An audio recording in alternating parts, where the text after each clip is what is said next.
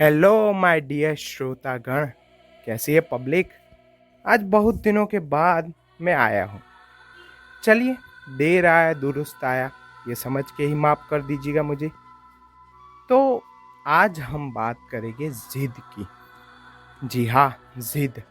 जिद यानी हठ, किसी चीज़ को पाने के लिए हठ करना।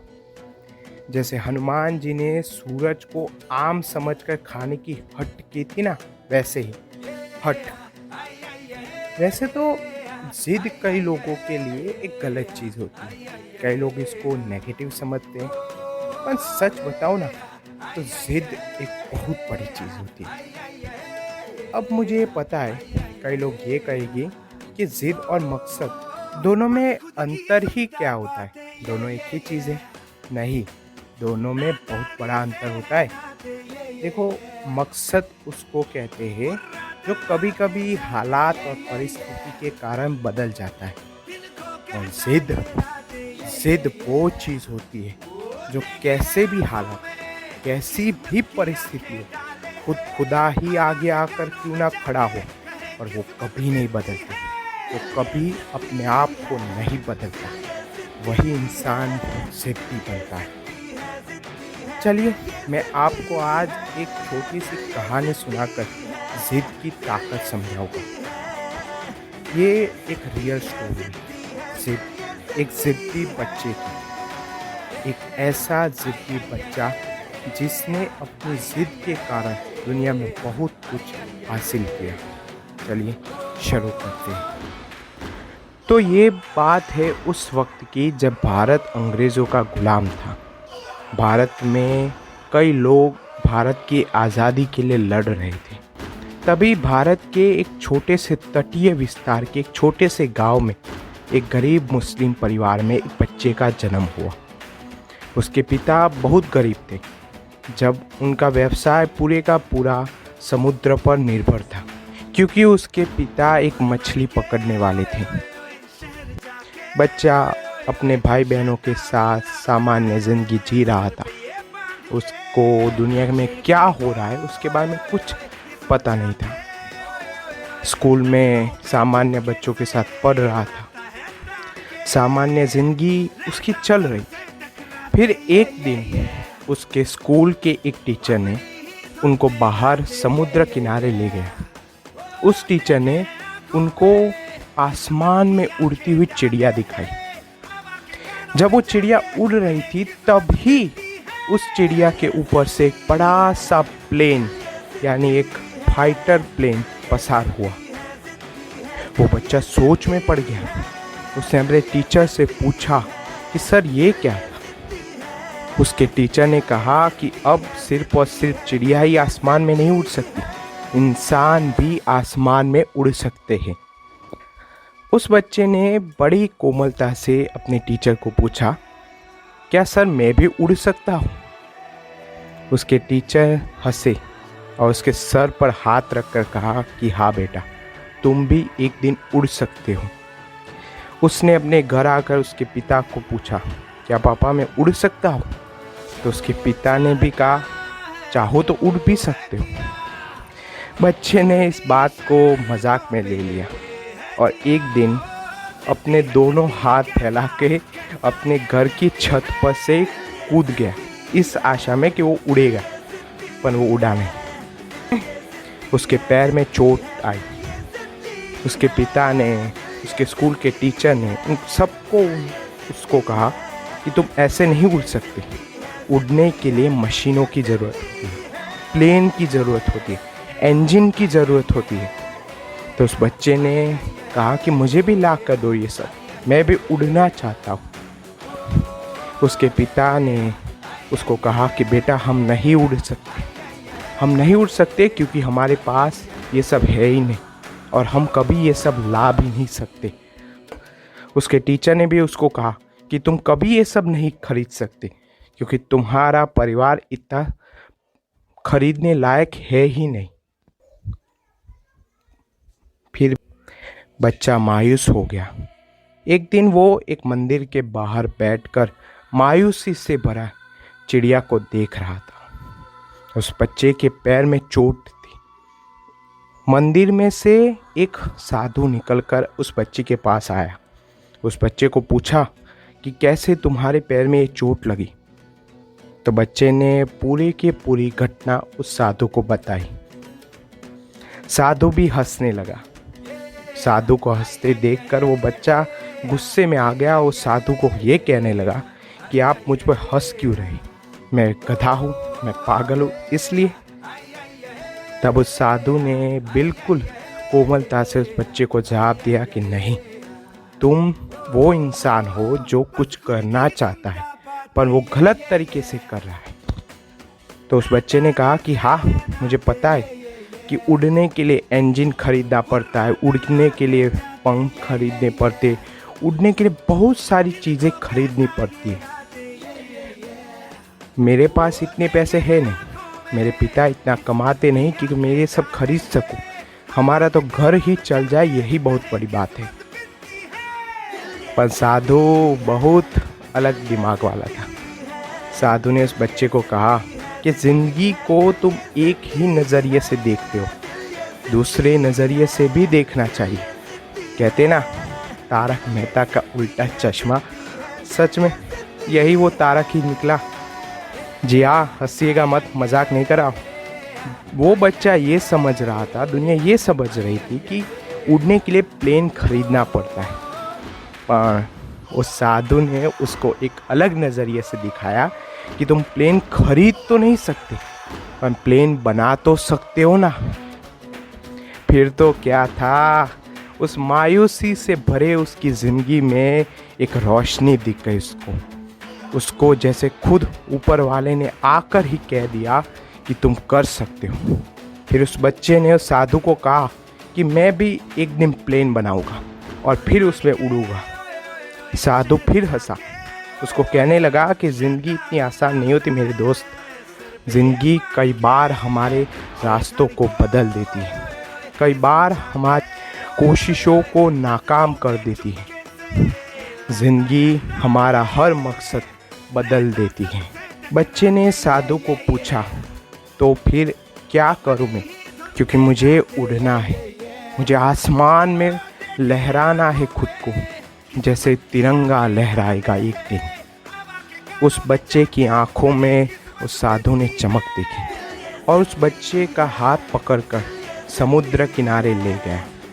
और उस समुद्र किनारे जाकर उस बच्चे को उस साधु ने कहा कि मकसद तो ज़िंदगी बदल सकती है, हमारा मकसद कभी कभी बदल जाता है।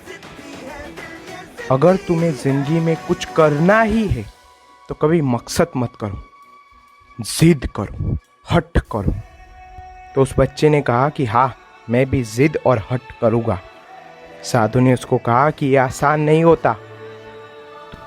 तो बच्चे ने उनको पूछा कि कितना मुश्किल होता है। तो साधु ने हंसते उस बच्चे को कहा कि देखो ये समुद्र, जिद इतनी मुश्किल चीज़ होती है ना कि पूरे का पूरा समुद्र पार करना पड़ता है।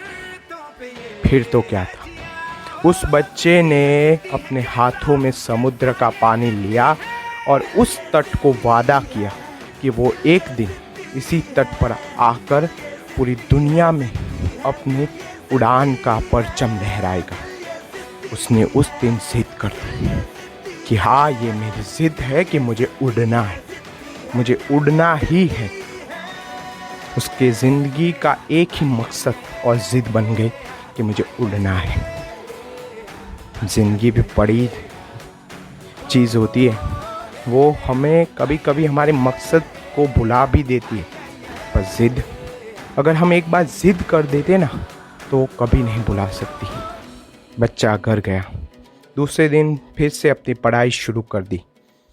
वो दुनिया को समझना चाहता था, वो उड़ान को समझना चाहता था कि चिड़िया कैसे उड़ती है, एक प्लेन कैसे उड़ता है, दुनिया में उड़ान के लिए क्या ज़रूरी है वो समझता गया।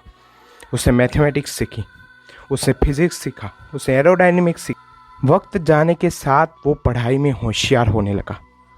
वो उड़ान को अच्छी तरह से समझने लगा कि कैसे उड़ सकता है कोई इंसान। वो अपना एडमिशन आईआईटी मद्रास के एरोनॉटिक्स ब्रांच में करना चाहता था। एक छोटे से परिवार में आया था जहाँ आईआईटी मद्रास क्या है उसके परिवार को पता नहीं था, एरोडायनेमिक्स क्या है ये उसको पता नहीं था।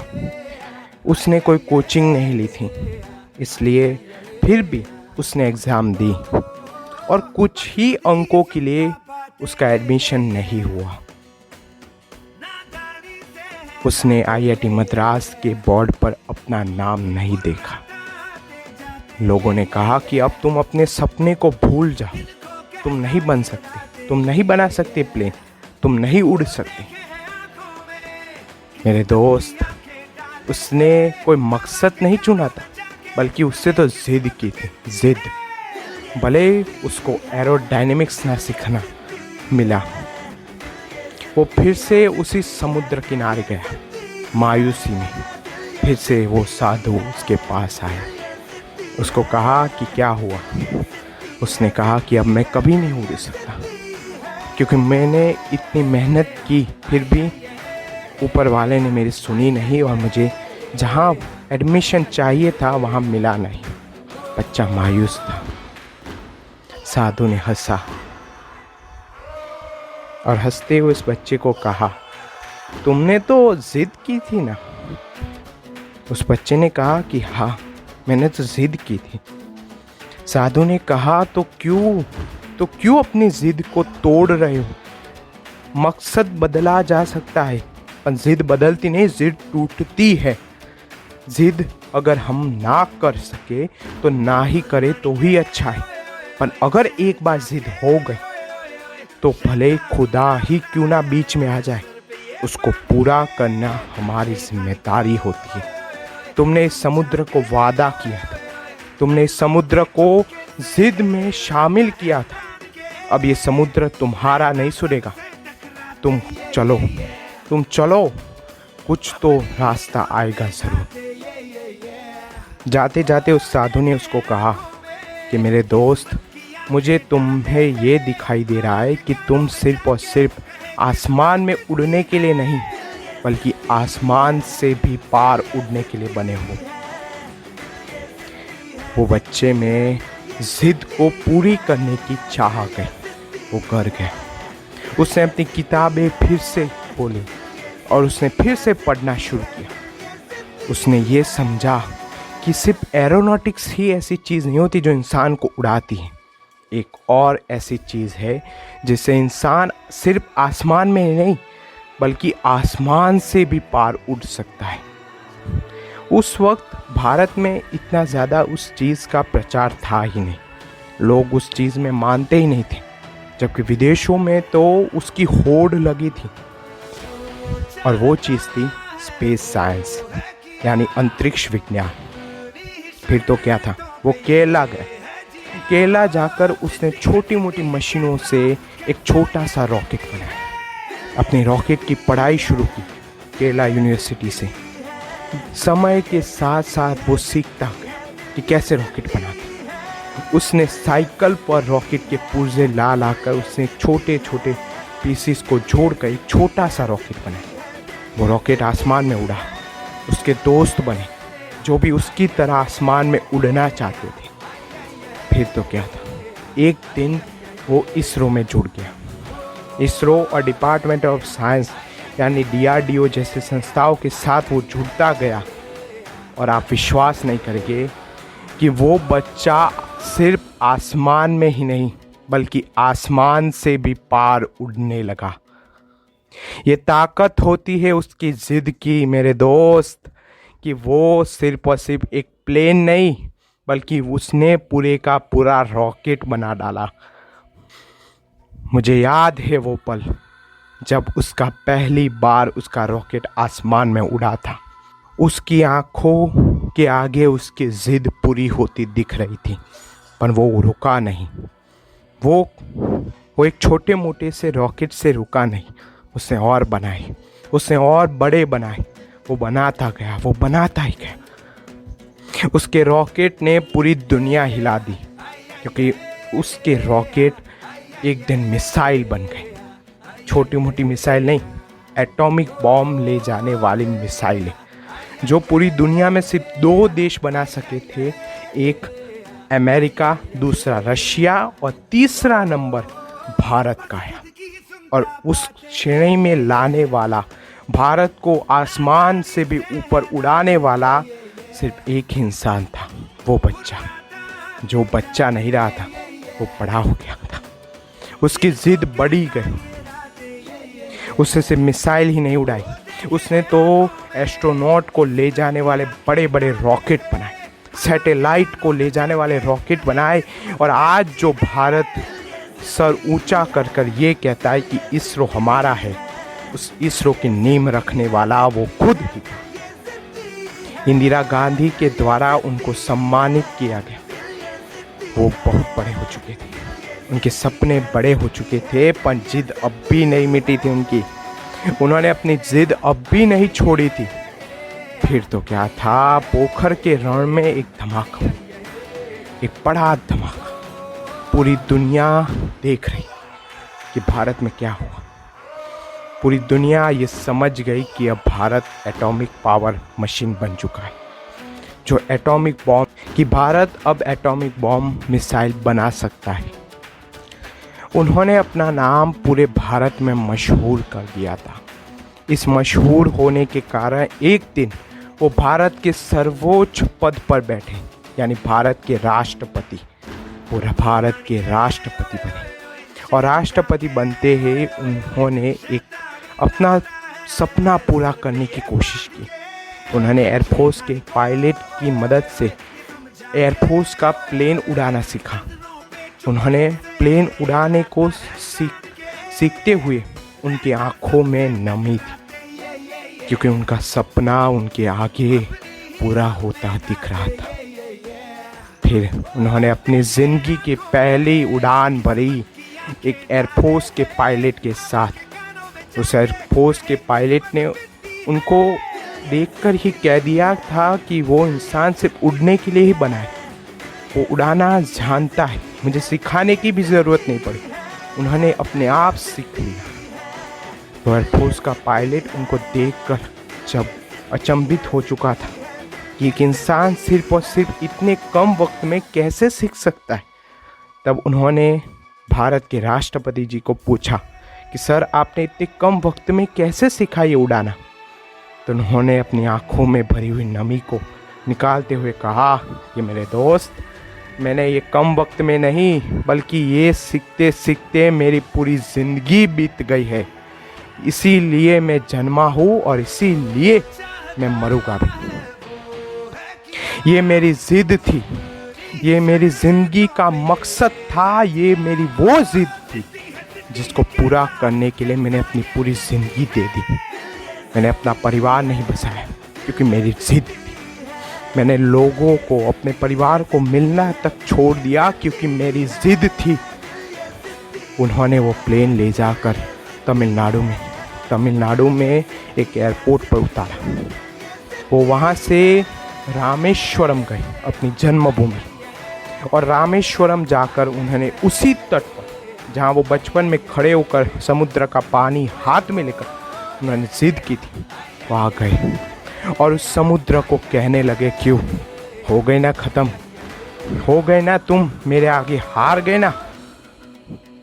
मैं तो जीत गया मेरा दोस्त, मेरी जिद कामयाब हुई। वो हंसे और फिर उन्होंने उस साधु को मिलने की कोशिश की कि कौन था वो साधु। वो रामेश्वर मंदिर के अंदर गए। उन्होंने उन साधु के बारे में बहुत पूछा। फिर उनको ये पता चला कि ऐसा कोई साधु तो कभी था ही नहीं। कमाल है ना, उनको कभी वो साधु मिला नहीं। फिर उनको समय और वक्त के साथ ये पता चला कि शायद वो साधु तो उनके मन की कल्पना थी। उनका वो मन जो ये नहीं मान रहा था कि वो नहीं उड़ सकते, बल्कि उनका मन ने तो ये ही मान लिया था कि वो उड़ेगा और उसको उड़ाने का काम मैं लूँगा। और बस उसके मन ने ही उसको उड़ा दिया। मेरे दोस्त, वो इंसान और कोई नहीं, भारत के मिसाइल मैन, भारत के rocket scientist Shri doctor APJ Abdul Kalam थे, जो एक छोटे से बच्चे की ज़िद और उस ज़िद की कहानी आपको यही बताना चाहता हूँ मैं कि इंसान को अगर ज़िंदगी में कुछ करना है ना तो मकसद मत करो, मकसद तो बदले जा सकते। ज़िंदगी कई बार हमारे मकसद को मोड़ देती है। अगर ज़िंदगी में कुछ करना है ना तो मकसद नहीं बल्कि ज़िद करो, हट करो, और उस हट के लिए तुम्हें जो देना पड़े वो दे दो। आपको कैसी लगी ये ज़िद की ये कहानी मुझे बताइएगा, कमेंट बॉक्स में ज़रूर बताइएगा कि आपकी भी कोई ज़िद है कि नहीं। अगर नहीं की तो कोई बात नहीं, ज़िद का करने का कोई वक्त या समय नहीं होता, वो अपने आप हो जाती है और अपने आप ही पूरी भी हो जाती है। सिर्फ उसको पकड़े रहो, उसको छोड़ो मत। भले ही पूरी दुनिया तुम्हें ये कह दे कि तुम्हें अब छोड़ देना चाहिए उसको, पर छोड़ो मत। तो मेरे दोस्त, मैं अब आपसे विदा लेता हूँ। इतना तो आपको कहता ही हूँ कि like, share and subscribe please कीजिएगा ही। जय हिंद, जय भारत।